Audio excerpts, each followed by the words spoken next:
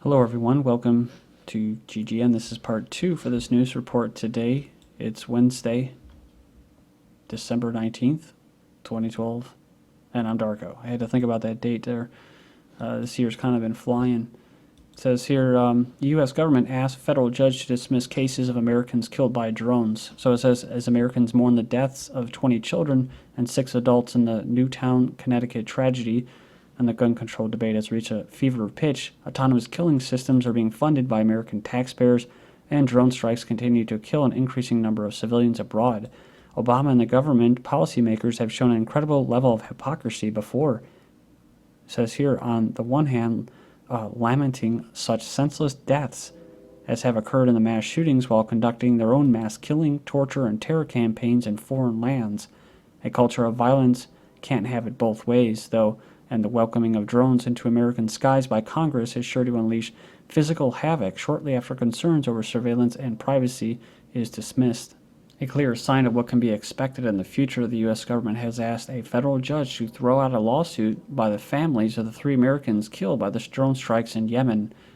If a federal court rules that these cases are without merit, it'll set a dangerous precedent that only the executive branch of government can decide which Americans have a constitutional right to due process, while further enhancing a framework where the government will decide who is fit to be mourned or who should be forgotten.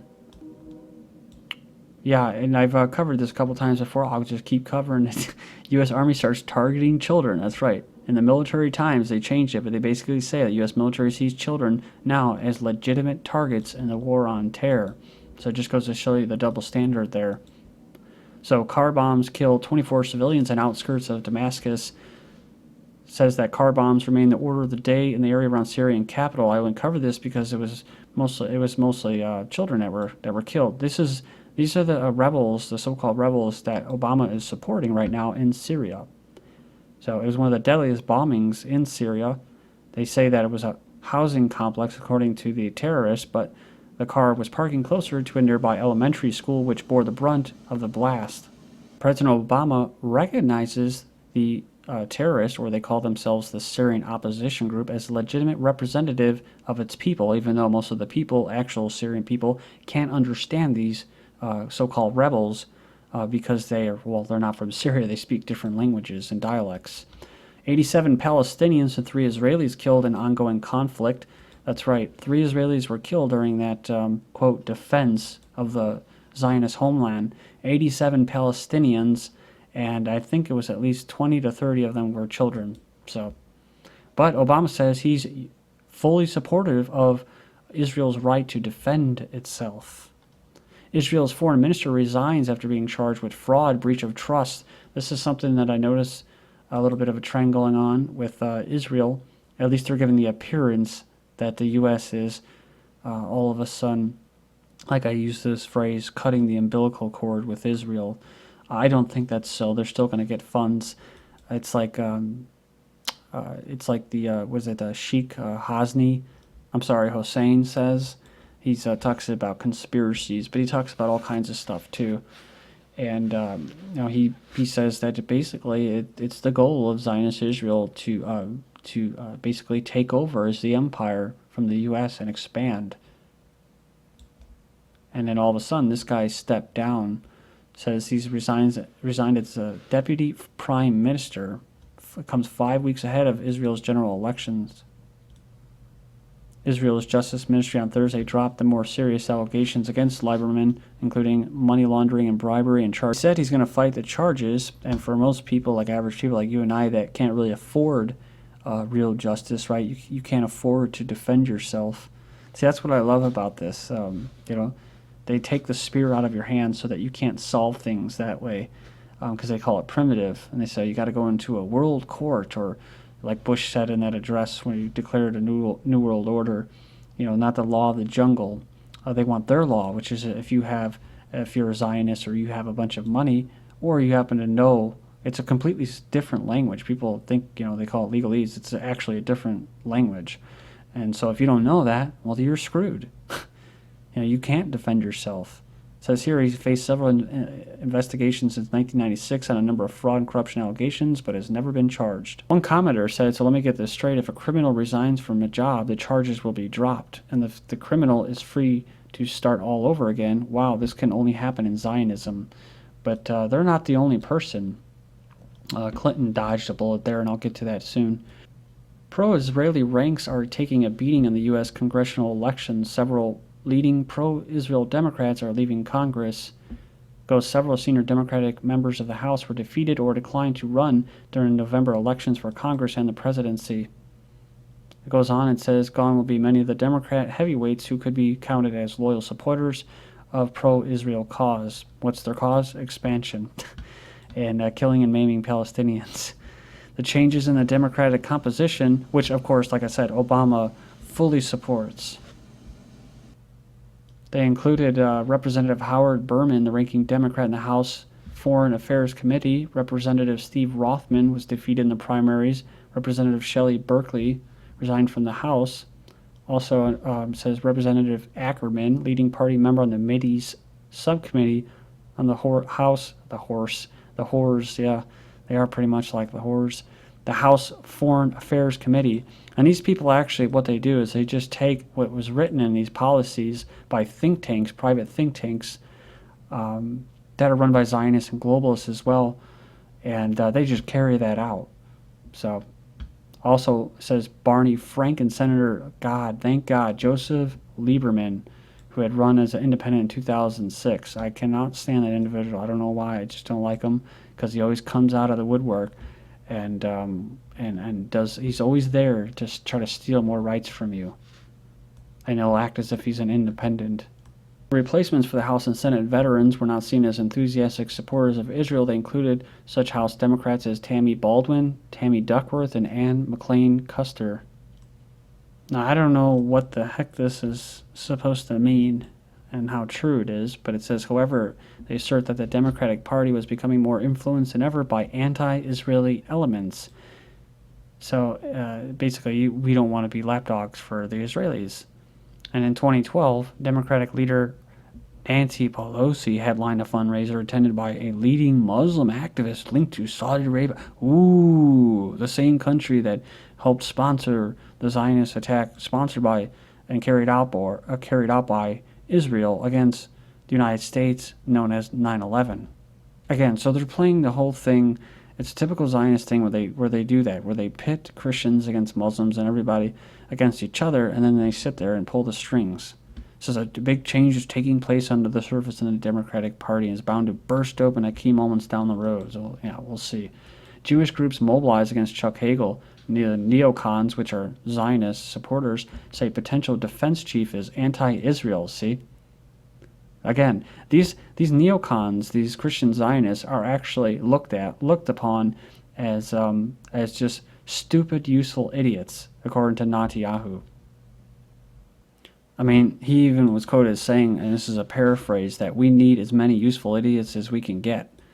Neocons have come out in force against rumored... See, the other thing, too, is these, quote, neocons, like half of them are actually Jews or have dual citizenship, come out in force against the prospective Defense Secretary Chuck Hagel, accusing him of being an enemy of Israel. We will make sure every American knows he's an anti-Semite. Again, they're false Jews, so it's, they use that word Semite, they play that game. And the controversy centers around a phrase the former Nebraska senator once uttered. The Jewish lobby intimidates a lot of people up here. He goes on here and it says they decried Brett Stevens of the Wall Street Journal decried Hagel's line as the usual slur on Jewish Americans' dual loyalty between Israel and the United States. And another term that people use is Khazars, because that's really where these people came from. They're white, Asiatic, and they mixed when they came into Europe, and they claim to be, of Arabic descent or something, and that's why they call them false Jews. They took on the state religion in Khazaria a long time ago to use it for their own ends. And I've covered many times before how they run the media and stuff like that. So all the Wall Street Journal, the New York Times, Washington Post, I mean, these are all pro-Zionist, so they're just going to attack this guy. And it is kind of surprising, though, that Obama's picking him. That's why I said I'd like to think that Obama isn't as bad as what people make him out to be.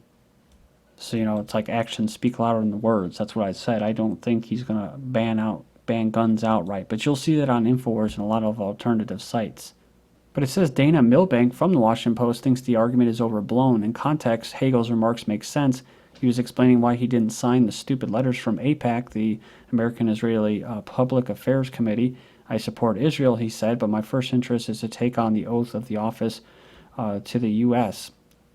I think he was quoted as saying, I didn't sign a letter because it was a stupid letter. I'm not an Israeli senator. I'm a United States senator. Milbank, who will probably be fired or let go or disappear, thinks in the near future, thinks the attempt to discredit him is particularly egregious because Hagel is among the best and bravest public servants and exactly that sort of person to head up the Pentagon. Chuck Hagel's record on terrorism, Israel and Iran, the former GOP senator, is being considered by Obama for the Department of Defense.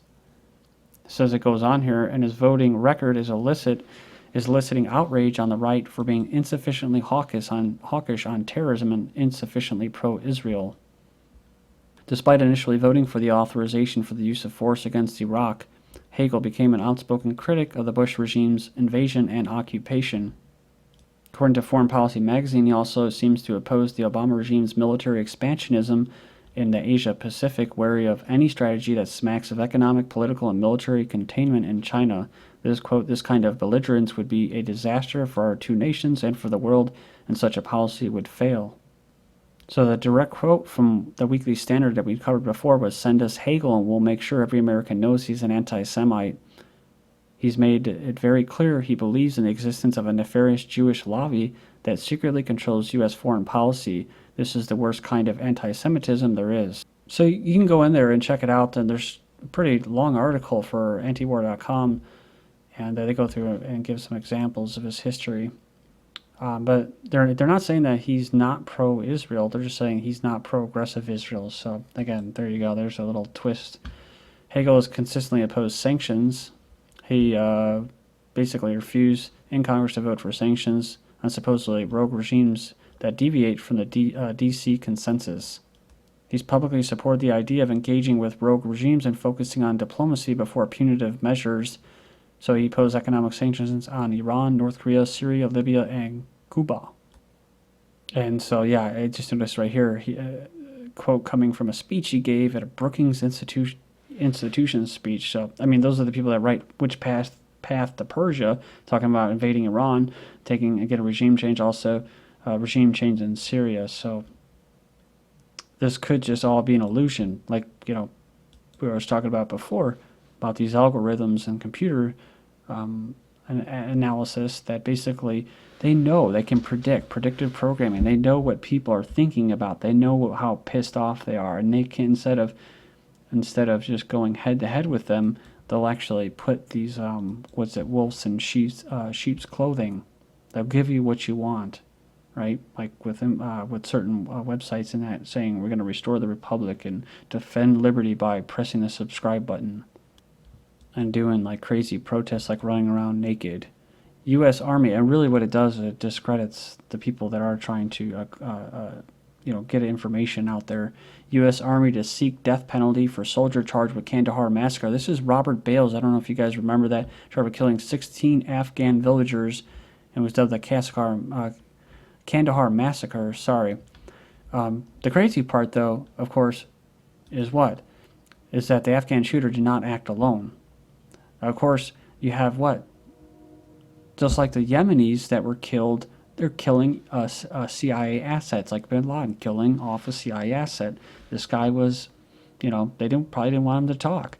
So lawmakers from Afghanistan said, we are convinced that one soldier cannot kill so many people in 2 villages within 1 hour. At the same time, 16 civilians, most of them children and women, have been killed by 2 groups. If the international community does not play its role in punishing the perpetrators, the parliament would declare foreign troops as occupying forces. Same thing with Breivik in Norway. He was in like 3 different places in the same day. Several drunk troops behind bloodbath laughed on shooting spree and burned corpses in Afghanistan. Then you have Clinton came up with diplomatic illness to avoid Benghazi. Mr. Bolton said that every foreign service officer is very familiar with these, quote, illnesses. United Nations to increase contact with the Syrian terrorists.